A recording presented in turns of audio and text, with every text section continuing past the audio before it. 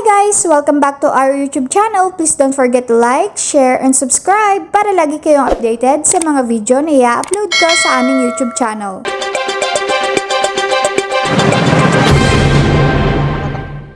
Magandang umaga po mga ka-seniors. Ito po ay si Didi Jules. May dalawa po tayong seniors na nagtatanong. Si Stacy Sombrino kung paano daw makasali sa social pension at si Alfredo Figueroa na sino ba ang makatatanggap ng social pension.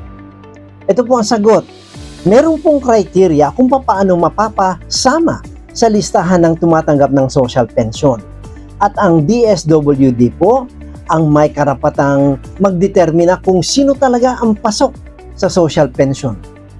Pasok po kayo sa criteria ng social pension kung kayo ay tinatawag na indigent senior citizen. Ibig sabihin po, walang pinagkukunan ng pang-araw-araw na ikabubuhay, may kapansanan, mga sakitin, mahina, walang tulong na tinatanggap mula sa mga kamag-anak at wala pong SSS at walang GSIS o anumang pensyon mula sa anumang pribadong kumpanya.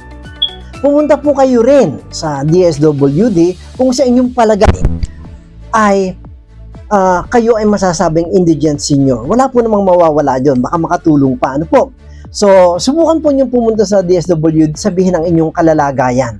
Nawa po ang impormasyong ito ay makatulong sa inyo. At ito po si Didi Jules. Salamat po sa inyong pagsuporta.